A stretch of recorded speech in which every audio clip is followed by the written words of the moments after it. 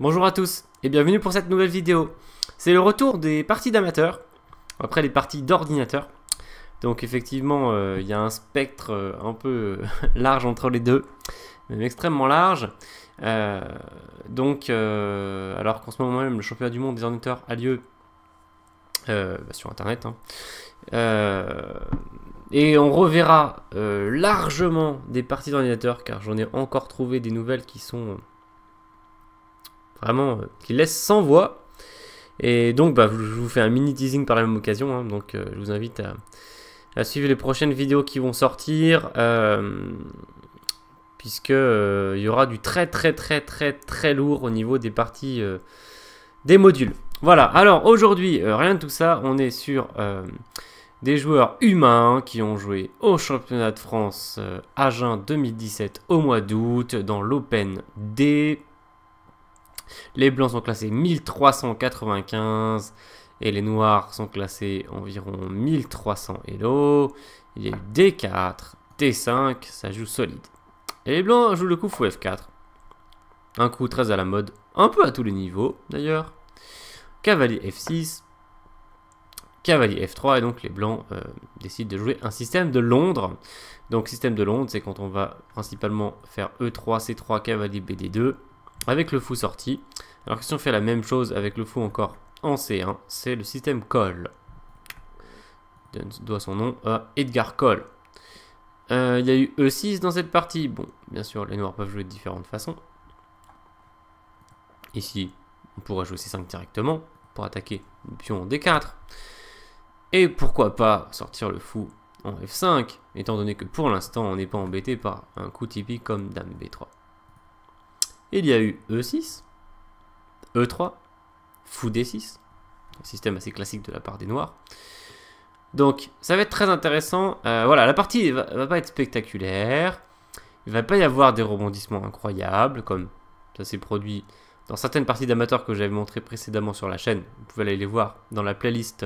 Il y a une playlist spéciale pour les parties d'amateurs.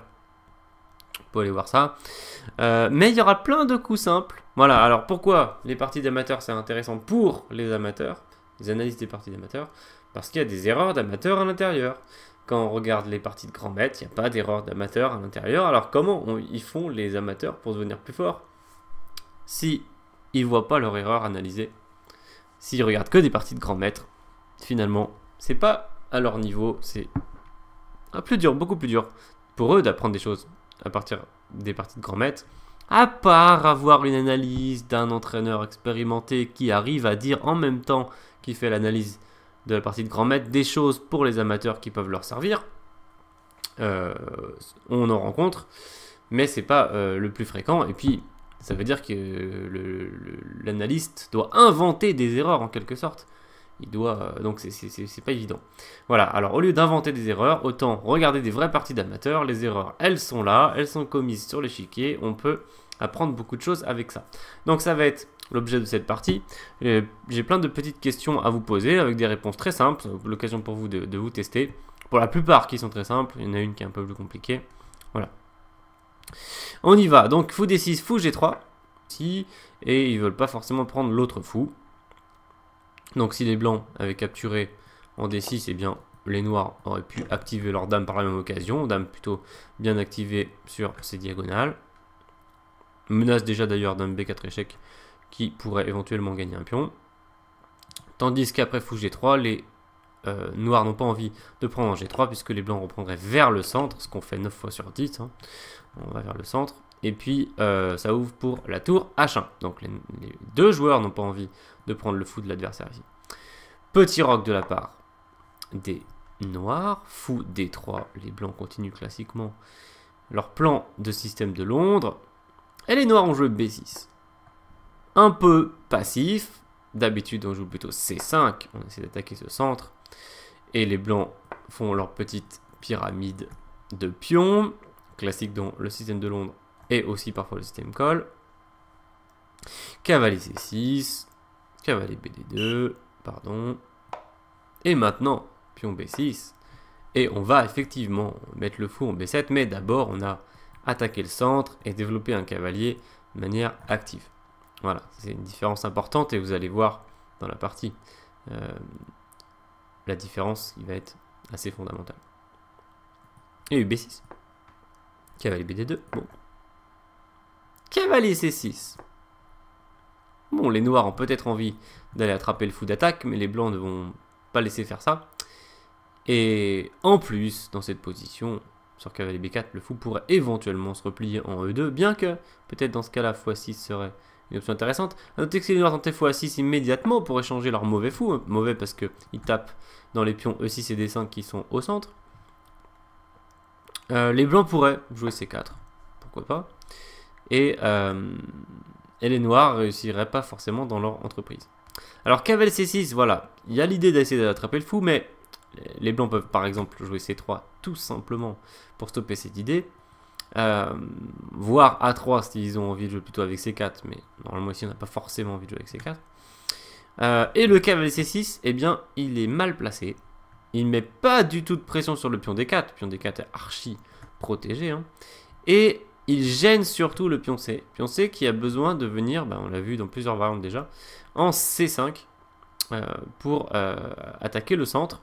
Ici il est en position un peu arriérée et ça c'est pas profitable. Donc dans les parties du pion dame, c'est-à-dire D4, D5, vous pouvez retenir que le cavalier de l'aile dame doit plutôt aller sur la case D7 pour les noirs. Et bon, les blancs, ici ils font la même chose d'ailleurs. S'ils avaient joué cavalier C3, on aurait pu dire que c'était la même erreur. Hein. C'est-à-dire cavalier devant le pion. Si le pion a avancé en C4, c'est pas du tout pareil. On peut largement, et même on nous conseille, de venir derrière le pion avec le cavalier pour appuyer la pression sur D5, d'accord? Et ça, c'est une bonne configuration. Mais le cavalier devant le pion, ça, c'est une mauvaise configuration. Les blancs décident de jouer C4. Bon, on aurait pu attendre d'un joueur qui joue le système de Londres la réponse C3, qui stoppe le coup cavalier B4. D'ailleurs, le cavalier, on se rend compte qu'il est assez mal placé aussi parce qu'il ne peut pas forcément avancer facilement. Il n'a pas de case très alléchante. Et après K6, C4, il pourrait y avoir éventuellement du petit cavalier B4, mais les blancs pourraient précieusement conserver leur fou de case blanche sur cette très bonne diagonale, puis repousser le cavalier, et donc ça n'aurait pas fonctionné côté noir. Dans la partie, il y a eu donc C4. Les noirs ont décidé de prendre en C4. Cavalier prend C4. Fou B4 échec. Profite en quelque sorte que le roi blanc soit toujours au centre. Les blancs ont rapatrié leur cavalier C en D2. Et les noirs ont finalement installé leur fou en fianchetto. Les blancs tout simplement roqué. Et les noirs ont joué tour 8. A3 de la part des blancs. Et à partir de ce moment-là, c'est vous qui allez un peu travailler, puisque je vais vous poser des questions, coup après coup, et votre but va être de trouver quoi jouer. Alors à chaque fois que je vous pose une question, je ne vais pas le dire peut-être à chaque question, mais dès que vous entendez une question, n'hésitez pas à cliquer sur la pause pour prendre du temps pour chercher, autant de temps que vous avez besoin pour chercher une réponse. Alors ça commence ici, voilà, qu'est-ce que vous faites avec les noirs après ce petit coup A3 que faire avec ce fou, c'est la question. Je vous invite à mettre la pause. Alors dans la partie, il y a eu fou F8, qui était un peu passif. C'est vrai que c'est assez standard de ramener le fou sur F8 quand on a sorti la tour, mais bon, déjà la tour n'est pas sortie forcément de manière incroyable. Mais surtout, le fou, il avait un travail à faire. C'était de désactiver le fou en G3 qui est très fort sur cette diagonale. Et en plus, avec l'arrivée potentielle d'une tour en C1, ça va taper sur le pion arriéré en C7. Donc c'était très important. En fait, déjà, au moment où les noirs ont fait échec ici, on comprend qu'ils ne voulaient peut-être pas se faire attraper le fou par le cavalier.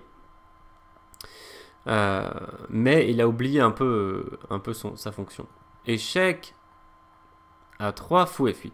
Bon, alors la bonne réponse était fou D6 pour venir, c'est neutraliser ce fou. Peut-être les blancs pouvaient-ils jouer cavalier C4, mais à ce moment-là, les noirs auraient pu prendre en G3, car après H prend G3 qui reste un bon coup. Au moins, il n'y a pas la tour qui profite de la colonne H semi-ouverte. Et ça, du coup, c'est plutôt intéressant côté noir. Enfin, on peut jouer comme ça, on s'est débarrassé du fou en G3. Si vous avez pris en D2, c'était pas une très bonne idée parce que vous échangez un fou contre un cavalier sans raison valable. Et après un simple coup comme dame prend D2, eh bien, même chose, le fou est très fort en G3. Et en plus, les blancs disposent maintenant de la paire de fous. Si vous avez reculé en A5, alors là, vous pouvez vous mettre un mauvais point, car après B4, votre fou est perdu. Ou votre cavalier. Fou F8 joué par les noirs. Et nouvelle question pour vous. Que faites-vous avec les blancs? Je vous invite à mettre la pause. Alors, dans la partie, il y a eu cavalier E5, qui n'était pas un très bon coup. Très naturel et très bon, comme souvent aux échecs, était tour C1. Une tour, c'est une colonne semi-ouverte. En plus, je voulais souffler tout à l'heure, parce que je vous ai parlé de l'éventuelle venue d'une tour sur la colonne C. Et donc, on travaille en collaboration avec le fou pour mettre une pression sur C7. Et peut-être que dans cette position, les noirs regrettent. Sans doute regrettent-ils d'avoir fait fou F8. Et ils auraient presque envie de rejouer fou D6. Même si ça perdra un temps. Et on va voir qu'il y a d'autres problèmes potentiels. Donc tour C1 est un très bon coup pour les blancs. Les blancs n'ont pas joué ce bon coup. Donc vous voyez, déjà, on vient de faire 2 coups à la suite. Il y a eu erreur des noirs, erreur des blancs. Typiquement des erreurs qu'on ne trouve pas dans les parties de grand maître, ou même de maître. Donc cavalier E5 côté blanc, et ça va continuer. À vous de jouer côté noir. Allez, vous pouvez mettre la pause pour trouver un coup pour les noirs. Très important, ici le coup des noirs. Il y a eu G6, car les noirs savaient que quand on mettait le fou en F8, on pouvait se repositionner en G7 en fianchetto. C'est un mauvais plan ici dans cette position. La seule bonne nouvelle de ce coup, c'est que ça restreint un peu le fou en D3, qui visait le pion H7, c'est tout. Sinon, le fou en G7, malheureusement pour lui, n'aura pas un grand champ d'action, puisque le pion en D4 est solidement protégé par le pion E3, et on n'a pas utilisé le pion C pour essayer justement de le fragiliser. Donc on voit la différence. Deuxième D6, mais surtout ici, si vous avez trouvé le coup cavalier prend E5, bien joué à vous, car c'était le coup qui s'indiquait, et d'autant plus bien joué si, comme je l'espère, vous avez enchaîné avec le coup C5, qui permet au pion arriéré de s'en aller, de s'avancer, et d'attaquer le pion en D4. Et ça, c'était une position très saine pour les noirs, voilà. Là, ils auraient remis leur position en ordre, la tour va sans doute venir en C8 bientôt. Bon, il faut juste faire un tout petit peu attention au coup fou B5 avec cette tour qui a pas trop de cases. Mais c'est la seule chose qu'il faut se méfier un peu, sinon la position est très bien. On pourrait peut-être répondre cavalier D7 d'ailleurs, c'est peut-être pas la fin du monde. Il faut juste faire un petit peu attention. Peut-être qu'on peut jouer à 6 pour éviter ça si on a l'occasion. Mais en tout cas, c'est équilibré ici. Voilà, donc les noirs ont raté l'occasion d'enlever leur cavalier C6 qui était mal placé. Et donc les blancs, ils ont très mal joué le coup précédent cavalier E5 puisqu'ils laissent cette possibilité cavalier prend au noir alors qu'ils auraient pu faire tour C1. Qui ne laissait pas du tout d'occasion puisqu'en plus ça cloue au contraire le cavalier sur le pion C7. Cavalier E5, mauvais coup. G6, mauvais coup. Allez, on va essayer de stopper la série des mauvais coups. À vous. Ah bah non, voilà, elle a été stoppée par le joueur qui avait les blancs ici. Enfin, à moitié stoppé, mais quand même, le coup qu'il a joué était assez logique. On peut pas dire que c'est, pour un joueur de son niveau, c'est une erreur. Même on peut dire que c'est plutôt bien joué. C'est fou B5, clouage sur le cavalier, puisque la tour est derrière. Et attention, on attaque déjà 2 fois le cavalier cloué. Voilà. Alors pour la petite histoire, il pouvait faire mieux. Donc, ici, ça aurait été plus fort de prendre. Fou prend tour C1. Encore une fois, on retrouve cette idée de la pression sur la colonne C semi-ouverte, le pion arriéré en C7 avec le fou en G3. Donc après dame D7 par exemple, cavalier F3, menace cavalier 5 gagne une pièce.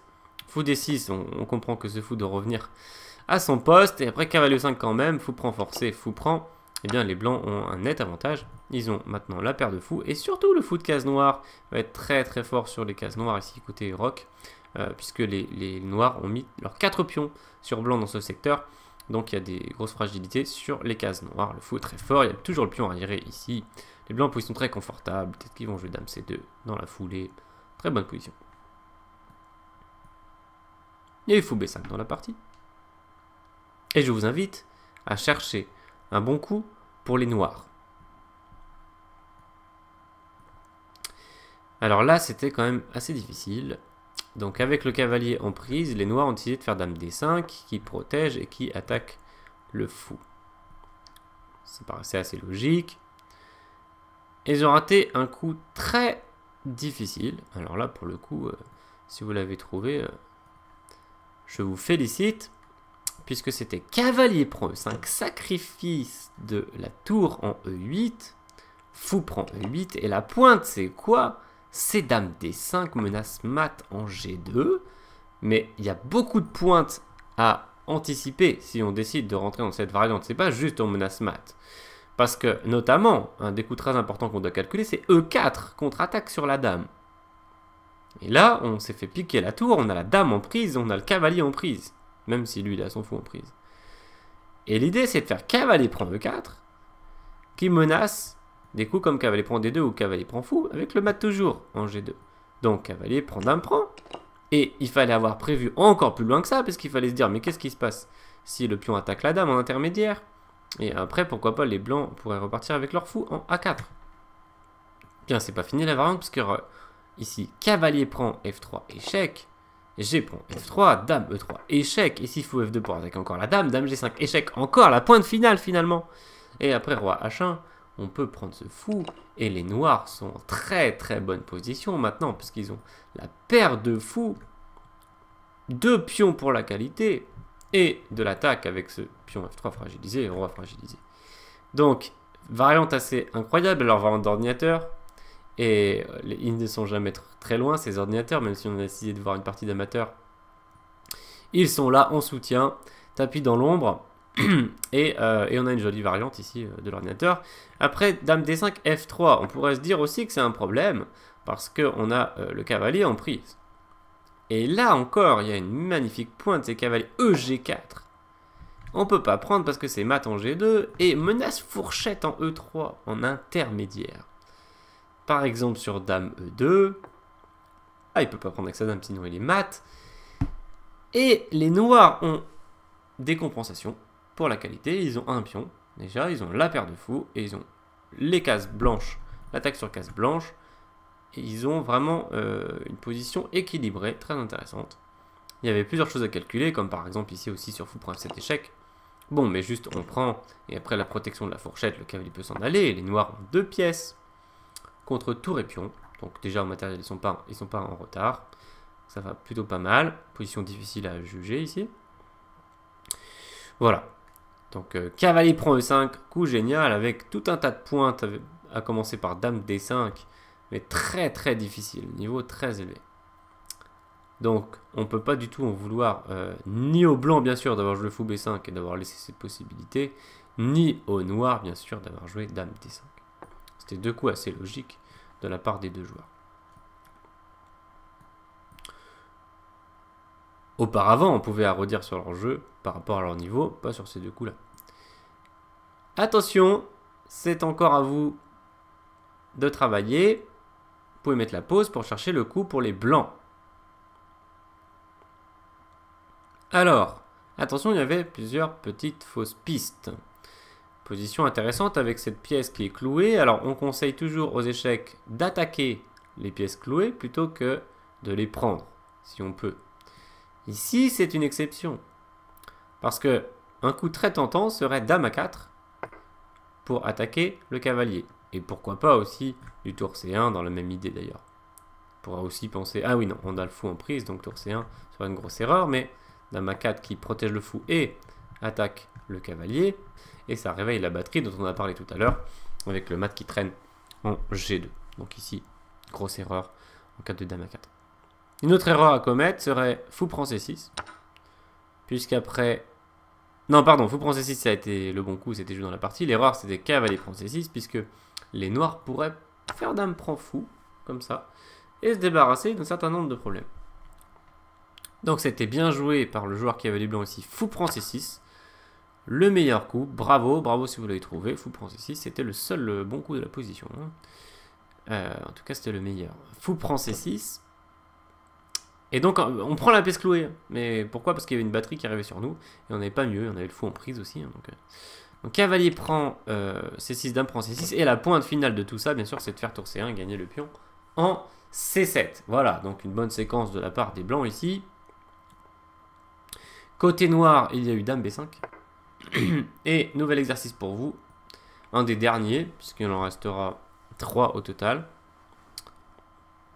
Que faites-vous avec les blancs? Alors, dans la partie, les blancs n'ont pas fait le bon choix. Ils devaient décider s'ils prenaient en C7, notamment avec la tour, ou avec le fou, ou bien défendre le pion B2. On a décidé de défendre le pion B2 avec dame B3, qui était un coup, malheureusement, trop passif. Ici, on pouvait largement faire tour pour C7. D'autant plus que si les noirs essaient de se venger sur le pion B2, eh bien, les blancs ont un coup terrible, un coup de massue. Vous pouvez mettre la pause si vous voulez le chercher ici. C'est dame F3. Dame F3 qui vient taquiner, grâce à la tour en 7ème rangée, le pion F7. On attaque le cavalier, s'il s'en va, on prend F7, c'est terrible. Et puis sur fou G7, et bien on fait cavalier 4, et on appuie pour le coup sur la pièce clouée, un cavalier cloué, puisque s'il s'en va, on fait dame prend F7, et on va mater. Et là, on gagne la pièce clouée, donc on gagne la partie. C'était vraiment complètement gagnante ici en cas de dame prend B2. Ça veut dire que tour prend C7 était un très bon coup. Après dame B5, les blancs ont choisi dame B3 qui était beaucoup moins tranchant. Et après dame prend B3, cavalier prend B3, les noirs, ironie du sort, reviennent placer leur fou en D6, la case qui n'aurait jamais dû quitter pratiquement. Hein. On l'a mentionné. Et donc, nouvelle neutralisation du fou en D3 et le pion arriéré est toujours en vie. Il survit. Le cavalier en B3 pas bien placé ici, il ne peut pas avancer, il est gêné. Pardon. Et justement, le joueur des blancs, plutôt bien joué, ramène ce cavalier en D2. Ici, les noirs ont commis une erreur. Je ne veux pas chercher un coup pour les noirs parce qu'il y a plusieurs bons coups. Il y a eu fou prend G3. Alors, le fou disparaît, mais le pion arriéré reste. Ici, il fallait essayer de rester comme ça, étant donné que les blancs n'ont pas de façon très claire d'augmenter leur pression sur le pion en C7, puisque bien sûr, s'ils prennent en D6, le pion reprend et s'en va, et il n'est plus arriéré. Donc on pouvait jouer soit cavalier H5 pour prendre, pourquoi pas avec le cavalier, et ça ce serait bien, et justement après fou prend, pion prend. Bon, les blancs sans doute ont un avantage, puisqu'ils vont pénétrer en premier sur C7 ou sur C6, et ça c'est un bon avantage pour les blancs, mais à la place de cavalier H5, on peut jouer cavalier D5, et ça déjà c'est plus solide, puisqu'en cas de fou prend, pion prend, il n'y a pas d'infiltration tout de suite sur la 7ème rangée. Et sur E4, il faut faire attention parce qu'on peut subir soit cavalier F5. Déjà, il y a certaines différences. Mais surtout, je pense cavalier F4 avec des coups comme cavalier 3 et cavalier 2 qui vont être très forts. Par exemple, sur tour C7, si on fait tour C8, pour contester la colonne, les blancs ne peuvent plus faire leur coup de tour C1 puisqu'il y a la fourchette qui arrive en E2. Voilà, ça, je n'avais pas vérifié comme variante. J'ai juste mis cavalier D5 et que ici, les blancs ne devaient pas jouer E4 puisque le cavalier viendrait sur F4 et on retrouve de nouveau cette idée de la fourchette. Sinon un coup solide on va dire pour les noirs, même si on essaie de pas trop faire ce type de coup en général, c'est tour à C8 en prévision d'une éventuelle capture. S'il ne prend pas, faut voir si on se rend vraiment utile ou pas. Au pire peut-être qu'on peut essayer de prendre et d'avancer, même si structurellement ce sera toujours pas parfait, mais peut-être moins grave que rester avec le pion arrière. On va voir, vraiment au pire on a cette option. Dans la partie, il y a eu fou prend G3. H prend G est resté un bon coup, comme la plupart du temps, revenir vers le centre. Et après, tour à C8 qui défend le pion, mais tour C6, on est très très bien installé ici. On va doubler les tours, le cavalier va chercher une route pour venir se joindre à l'action. Et les blancs sont très bien, mais les noirs restent avec des chances. Dans la partie, le joueur qui avait les blancs a décidé de faire F prend G. Dans cette position précise, on pouvait justifier ce coup. Car il y a une belle ouverture pour la tour, et notamment on attaque le cavalier, et comme on attaque toujours le pion arriéré, c'est délicat ici pour les noirs. Les noirs qui auraient pu peut-être jouer cavalier D5, ça n'a pas été joué dans la partie, il y a eu cavalier G4, mais qui se seraient très probablement heurtés au coup de 4. Et même si on attaque la tour, on va se faire repousser, et on devra partir, et on va perdre le pion en C7, ça va ressembler finalement à la partie E4. Sauve le pion. Avant-dernière question pour vous. Que faites-vous avec les noirs? Alors, je vous mets le côté noir, allez, pour vous aider un peu, pour vous rendre un peu service. J'aurais pu le faire avant. Que faites-vous avec les noirs? Et vous pouvez mettre la pause. Alors, un coup typique, impulsif et mauvais, et qui a été joué dans la partie. c'est cavalier E3 attaque la tour. Voilà. La tour a attaqué le cavalier ne sait pas pourquoi il a attaqué la tour, il doit rentrer chez lui, on a perdu un temps entier et on perd le pion en C7.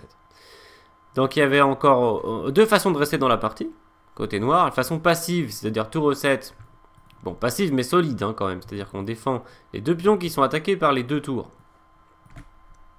Puis on va sur H3 par exemple repartir et d'accord, on va sortir la tour probablement, et la position n'est pas très bonne mais on peut espérer tenir. Sinon, il y avait la défense active, que je peux largement vous recommander si vous en avez une. Dès que vous êtes un peu mal, ce qui est le cas des noirs ici, hein, clairement ils sont mal, puisque bon, les blancs ont deux pions dans le centre, à la limite ça c'est pas le plus grave, mais ils ont surtout deux tours très très actifs sur deux colonnes, et mettre de la pression, ils attaquent déjà carrément le pion C7, et puis mettre de la pression, et le cavalier ne trouve pas vraiment de route utile, et il est en train de se faire même pousser sur le bord. Donc on est mal, et donc il faut trouver des défenses actives. Défense active, c'est de la contre-attaque si on peut. Donc comme tour à D8. C'est-à-dire, allez, prends ça si tu veux. Moi, je vais essayer de prendre ça et de me venger sur le cavalier. Et on voit, hein. Par exemple, après tour prend D4. Les blancs n'ont pas le temps de doubler les tours sur la septième rangée, puisqu'il y aurait tour prend D2, et les blancs devraient faire un match nul ici, puisqu'ils auraient une pièce de moins. Peut-être les noirs peuvent faire encore mieux ici, à vérifier, pas sûr.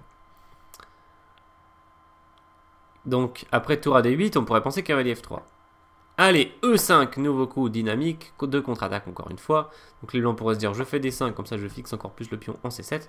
Et les noirs, pour essayer de se dégager, F5, voilà, on cherche du contre-jeu. On veut détruire le pion E, comme ça on pourra attaquer le pion en D5 avec la tour. Et là, on a quand même de l'espoir de faire un pion passé. Notre cavalier peut peut-être se rendre plus utile qu'avant. Il peut revenir, par exemple, pour augmenter la pression sur les pions. Être passif. Voilà. Donc ça, c'était une défense active importante à essayer. Bravo si vous l'avez trouvé. Cavalier E3, joué dans la partie, grosse erreur. Tour F3, attaque le cavalier. Cavalier rentre bredouille en G4. Et ici, tour prend C7. Les blancs pouvaient améliorer encore leur jeu avec... On va se remettre du côté des blancs. H3 intermédiaire, le cavalier n'a qu'une case sur le bord, pas très agréable, et après tour prend C7, les blancs étaient au top. Dans la partie, il y a eu tour prend C7 directement, cavalier H6, les noirs défendent le pion F7, mais de manière trop passive, cavalier archi passif ici, il faut vraiment éviter ça si on peut. Donc plutôt un coup comme F5, voilà, qui défend le pion, et même on attaque le centre au passage, et le cavalier conserve une position active, et peut-être qu'il va revenir sur F6 pour attaquer le pion E4. Il y avait déjà plus d'espoir avec ce coup. Après cavalier H6, les blancs avaient plusieurs façons de procéder. Par exemple, ils auraient pu doubler les tours sur la colonne C pour éviter que les noirs reprennent la colonne. C'était désagréable à gérer côté noir. Et ils ont trouvé un coup assez intéressant, G4. Plutôt bien joué, car si les noirs prennent en G4, on fait tour F prend F7 et on a doublé les tours sur la 7ème rangée. C'est complètement gagnant pour les blancs. Les noirs auraient dû essayer F5, mais c'était quand même un très grand avantage pour les blancs. Dans la partie, il y a eu tour EC8 pour lutter pour la colonne. Et malheureusement, la partie s'achève après une séquence victorieuse des blancs. Et c'est la dernière question pour cette vidéo. Je vous invite à trouver la suite gagnante pour les blancs. Alors, on va échanger les tours, ce qui s'est passé dans la partie. Puis on va jouer G5 attaque le cavalier qui n'a qu'une seule case. Puis on va jouer H3 qui attaque le cavalier qui n'a plus de cases. Et voilà, on gagne tout simplement un cavalier. Alors c'est vrai qu'on a failli se faire mater par ce cavalier qui surveille les sorties, mais on a toujours le petit cavalier F1 tranquille. Et du coup, on gagne vraiment le cavalier qui n'a pas de case, d'accord? Alors à chaque fois qu'il y a un cavalier sur le jeu, il faut calculer les tactiques avec les fourchettes, les choses comme ça, des sacrifices, des contre-sacrifices. Des coups comme cavalier H2, ça aurait pu être amusant si la tour ne protégeait pas le cavalier, hein. On aurait pu, si elle était par là-bas, on aurait pu tenter ce coup, ça aurait été sympathique pour sauver le cavalier. Mais voilà, ça me fait penser un peu aux déclinaisons de position tactique. J'avais fait 2 vidéos récemment sur ça. Mais ici, pas de solution pour le cavalier. Et donc, un peu plus tard, les blancs ont remporté cette partie. J'espère que ça vous a plu. N'hésitez pas à laisser un petit commentaire, à vous abonner à la chaîne si ce n'est pas encore le cas. Et je profite de cette vidéo pour remercier les tipeurs, puisque j'avais pas reçu de notification des tips que j'ai reçus. Donc merci aux tipeurs qui ont donné un coup de main à la chaîne, ça fait plaisir. Si vous aussi vous voulez soutenir la chaîne, n'hésitez pas à aller utiliser le lien qui est dans la description, le lien Tipeee. Voilà, et puis je vous dis à très bientôt pour des vidéos assez fantastiques du championnat du monde des ordinateurs. Salut!